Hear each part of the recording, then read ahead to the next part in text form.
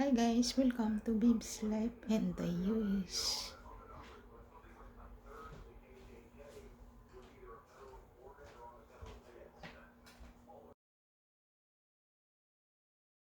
Was surging, roaring back to absolutely squandered, as you can see then with the demonstrable trend toward the lower right-hand side of your screen. We just got a new number out this week, and while it was a slight uptick off of last month, we continue to just bounce along the lows. And when I say lows, Steve, these are decade lows, okay? So realize right now in America, small business confidence in this country is lower than it was at the worst points of the lockdown of 2020. Think of how scary things were for small business owners back then who were shut down. They are more pessimistic. There is less optimism now than there was in 2020. Okay, this isn't Steve Cortez or Steve Bannon's opinion. These are the millions of entrepreneurs, okay, the doers, the risk takers in this country who are the lifeblood of the American economy. They have been squashed by Joe Biden. That's the reality. But the news is also bad at the large scale, at the big end of the spectrum when it comes to big corporate earnings. If we can look at chart number 3, please.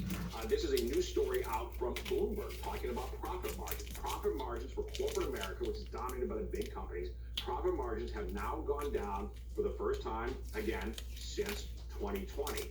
And in this Bloomberg article, I'm quoting, and profit margins are shrinking, squeezed by inflation and an economic outlook that's eroded the ability to pass on costs by raising prices. Now, Steve, I think this is key. That corporations cannot pass on these costs, the PPI, getting back to the news today, they've got higher costs. They can't pass them on. Why can they not pass them on? Because the consumer is too weak, right? Because the consumer is tapped out. The consumer has credit card debt that he can't handle. The consumer can't handle the car pay because it's behind on the utility bill. So the reality is, okay, as seen by the numbers, not my opinion, not sloganeering. I don't do the Nikki Haley stuff of platitudes, okay? Numbers, data, evidence. The reality is, both at the small end of the business spectrum and at the biggest end, inflation is unfortunately crushing America's prosperity, and it's only going to get worse unless we take action because we have human agency. And that's where we have to take action. Steve, by the way, it's about capitalism, right? I'm just kidding. Cortez, your stuff is amazing. How do people get to you? Thank you so much for taking the hour. We have a lot to get through today. How do people get to you, and how do they get the charts? How do they get all your content? You bet. I will be posting these charts too. Please find me on the Twitter. I'm at Cortez, Steve Cortez with an S. Thanks so much. You know, the profit margin, Steve, we talk about the full financing charges with the increase in interest rates haven't come. You know, people are going to be paying more on their credit card. You're going to be able to buy less, but it also hasn't flowed through all the corporations. The margins are going to get squeezed even more. Steve Cortez, honored to have you on here. Thank you, sir. Thank you. Controlled release of the toxic chemicals next in the world.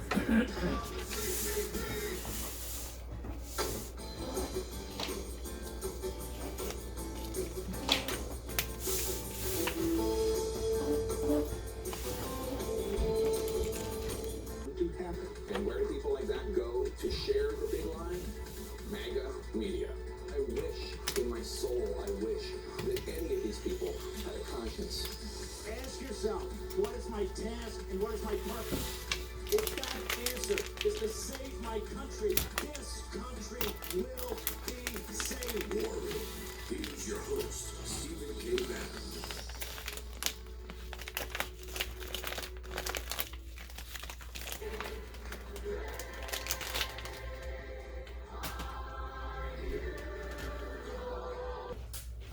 Ashbury University, Holy Spirit's in the house. They've been holding there, I think, for 7 or 8 days, 24 hours a day. People around the world are noticing that certain people around the world are going there. Quite something is going on. That's the upside.